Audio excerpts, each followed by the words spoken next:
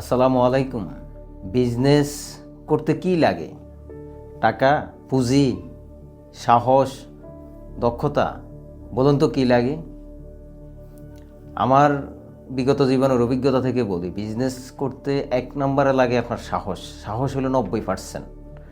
90% যদি আপনার মধ্যে জোশ এবং সাহস থাকে, তাইলে আপনার জন্য বিজনেস পারফেক্ট। সাহস যদি না থাকে, বিজনেসে আপনি গ্রো করতে পারবেন না। বিভিন্ন ধরনের সমস্যা আসবে বিজনেস শুরু করতে, বিশেষ করে ফাউন্ডারদের, বাংলাদেশের পরিস্থিতিতে ফাউন্ডারদের উপরে, যারা ফাউন্ডার থাকেন, উদ্যোক্তা থাকেন, কো ফাউন্ডার থাকেন, তাদের উপরে বিভিন্ন ধরনের প্রবলেম আসবে। কিন্তু সেটা আপনাকে পেশ করতে হবে সাহস দিয়ে। তাহলে পুঁজি লাগবে আপনার 10% আর সাহস লাগবে 90%। সাহসের মধ্যে বিভিন্ন ধরনের ক্যাটাগরি আছে। আপনার কিছু সাহস আছে। সাহসের ক্ষেত্রে যদি আমি একটু বলি, সেটা হলো আমাদের যেরকম দেখবেন শরীরের রোগ শোক, বিভিন্ন ধরনের ছোট বড় উপসর্গ থাকে, ঠিক একটা বিজনেস সেক্টরেও ছোট বড় বিভিন্ন উপসর্গ থাকে। ছোট চাঁদাবাজ কখনো আপনাকে আক্রমণ করবে, বড় চাঁদাবাজ আক্রমণ করবে, বড় ধরনের আপনার স্টাফ আপনাকে হুঙ্কার দিবে। বাংলাদেশের পরিস্থিতি তো আপনারা দেখেন, রাস্তাঘাটে গাজীপুর তাকালে বা বিভিন্ন দিকে যেখানে গার্মেন্টস কর্মীরা কি করে, মাঝে মধ্যে মালিকের বিরুদ্ধে রাস্তায় নেমে পড়ে, ভুলে বুঝে না বুঝে। তো এখন তখন আপনার কি ধরনের সাহস দরকার? অনেক সময় তো আমার লাইফের এক্সপিরিয়েন্স থেকে বলি, অমুক মন্ত্রীর পিএস ফোন দিল অমুক মন্ত্রীর নাম দিয়ে, একটা প্রোগ্রাম আছে, কিছু টাকা লাগবে। তখন তো আপনার মাথা জিমজিম করে, চিকন যেটাকে বলে চিকন ঘাম বের হয় কপাল দিয়ে। আপনার হয়তো বড় একটা মিটিং, সব মুড নষ্ট হয়ে যায়, কারণ ক্ষমতাধর একটা ফোন আসছে চাঁদার জন্য। আপনি তখন কি করবেন? তখন কিভাবে আপনি বিজনেসটাকে আপনি আগলে রাখবেন? এই ধরনের ছোট ছোট কিছু টিপস আজকে ভিডিওর মধ্যে পাবেন। প্রথমত, সাহসের অনেক ধরন আছে, অনেক উপসর্গ আছে। আমি যে শুরুতে বলছিলাম, আপনার মানুষের যেরকম রোগ শোক হয়, ঠিক বিজনেসেরও এরকম রোগ হয়। কখনো সর্দি, কখনো কাশি, ওই লেভেলের রোগ। কখনো বড় ধরনের প্রবলেম হয়, বড় ধরনের ধাক্কা হয়। সেগুলো আপনার শুরু থেকে, একজন ফাউন্ডার শুরু থেকে অনেক সতর্ক থাকতে হবে। যেমন আপনি কর্মীদের ক্ষেত্রে কি করবেন, আপনার কর্মী নিয়োগের ক্ষেত্রে বা টিম লিডার তৈরি বা টিম গঠনের ক্ষেত্রে একজন ফাউন্ডারের এটা খুবই গুরুত্বপূর্ণ বিষয়। অনেক সময় অনেক ফাউন্ডার, ছোট ছোট ফাউন্ডার, কো ফাউন্ডার বিভিন্ন জায়গায় আমাদের সেমিনারে দেখা হয়, তারা প্রশ্ন করেন টিম পাবো কোথায়, একটা বিজনেস পরিচালনার জন্য কোথায় টিম পাবো? এখন টিম তো আসমান থেকে আসবে না, ফেরেশতা নাজিল হয়ে আপনার বিজনেস চালাবে না। এখন আপনার বিজনেসের কোয়ালিটি হিসাবে, আপনার যদি ফান্ড বেশি থাকে, আপনার যদি বিনিয়োগের ক্যাপাবিলিটি বেশি থাকে, তাহলে আপনি হায়ার করতে পারেন অনেক অভিজ্ঞ এক্সপেরিয়েন্স যারা, আপনি যেই সেক্টরে মার্কেটিং, হেড অফ মার্কেটিং একজন বসাই দিলেন, অনেক বড় এক্সপেরিয়েন্স, এটা তো আপনার অনেক টাকা লাগবে। কিন্তু আমাদের দেশে তো ছোট ছোট উদ্যোক্তা, তারা টাকা পাবে কই? এত বড় স্টাফ নিয়োগ দিবে কোথায় থেকে? তখন এটা আমার কিছু ছোট ছোট কিছু পরামর্শ এই বিষয়ে, সেটা হচ্ছে আপনি ফ্রেশার নিয়োগ দেন। ফ্রেশার নিয়োগ দিয়ে আপনার মতো করে আপনি তাকে তৈরি করতে হবে। এখন কিভাবে তৈরি করবেন? সে তো ভুল করবে।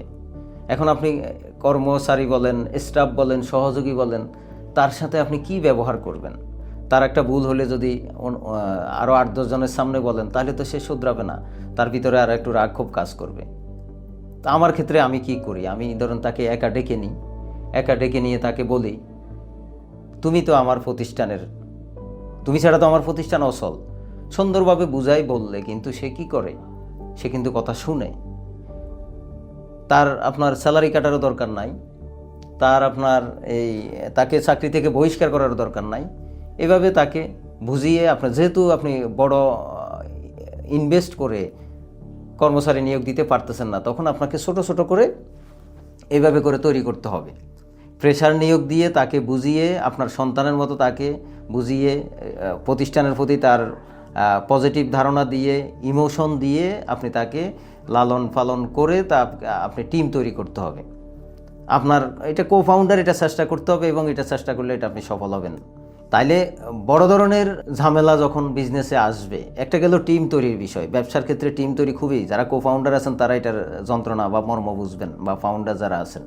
টিম তৈরির বিষয়ে আপনার টাকা থাকলে আপনি বড় ধরনের হায়ার করে নিয়োগ দেন, আর টাকা না থাকলে আপনি প্রেশার রেখে রেখে নিজের মতো করে তৈরি করেন। এবার আছেন আপনার সাহস। এই বড় ধরনের আপনি পলিটিক্যাল বা ক্ষমতাধর কেউ আপনার থেকে চাঁদা চাওয়ার পরে আপনি কীভাবে, আপনি কি বিজনেস গুটাই ফেলবেন? তখন আপনি সাহস কিভাবে দেখাবেন? আপনি সাহস দেখালে তো আপনার খবর আছে বা আপনার বিপদ আছে, তখন আপনি সাহস কিভাবে দেখাবেন? তখন আপনাকে অনেক কৌশলী হইতে হবে। আমি আমার লাইফে এরকম অনেক, গত 17-18 বছরে অনেক বড় বড় কয়েকবার অনেক কিডন্যাপ হয়েছি, অনেক বড় বড় প্রভাবশালী ক্ষমতাধর লোকদের হাতে, তাদের সাঙ্গপাঙ্গ দ্বারা। ওইখান থেকে আমি কীভাবে বের হয়ে আসছি, বা এখনও পর্যন্ত বিভিন্ন সময় হচ্ছি, সেখান থেকে কীভাবে আমি বের হয়ে আসছি? সেখান থেকে আমি বের হয়েছি অনেক কৌশলে, একমাত্র সাহস থাকার কারণে। ঠিক আপনার ক্ষেত্রেও সাহস লাগবে। তখন আপনি কি সাহস? তখন আপনি তার সাথে যুক্তি দিয়ে কথা বলতে হবে। আপনার বর্তমান অবস্থান বলতে হবে, আমার এই অবস্থা, আমি কিভাবে কি করব? তাহলে তো আমার বিজনেস বন্ধ করে দিয়ে চলে যেতে হবে। বা বিভিন্ন ধরনের কৌশলগত কথা বলে, ইমোশনাল তার সাথে কথা বলে, ওভার ফোনে, কখনো কারোর সাথে দেখা না করে ওভার ফোনে কথা বলে আপনাকে সলিউশন করতে হবে, বা একজন প্রতিনিধি দিয়ে।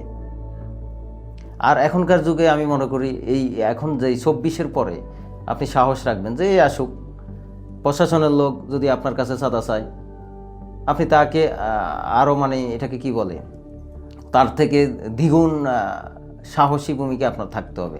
আপনার যদি কোনো দুর্বলতা না থাকে, আপনি যদি অন্যায় করেন আর একজনের উপর, সেটা ভিন্ন হিসাব। কিন্তু আপনার ভিতরে যদি সততা থাকে, সৎ সাহস থাকে, আমি মনে করি এখন যে সময় আমাদের চলতেছে বা আমরা আসবে, শুধু আপনার সাহস থাকলে আপনার থেকে কেউ চাঁদা নিতে পারবে না। শুধু আপনার সাহস থাকলে আপনার বিজনেস কেউ ক্ষতি করতে পারবে না। তো সাহস, অনেক সময় সাহস অনেক পরিকল্পনা, পারফেক্টলি সিদ্ধান্ত নিতে হয়। কিন্তু আমি মনে করি না, আপনার সাহস থাকলে তাৎক্ষণিক সিদ্ধান্ত নিয়েও অনেক বিচক্ষণ কো ফাউন্ডার কিন্তু সফল হন। তাহলে আমাদের সাহস হলো জরুরি বিষয়। আপনারা যারা নতুন উদ্যোক্তা হবেন, যারা আগের ফাউন্ডার আছেন, প্রতিষ্ঠিত ব্যবসায়ী আছেন, সবারই কিন্তু সাহস লাগবেই বিজনেসের ক্ষেত্রে।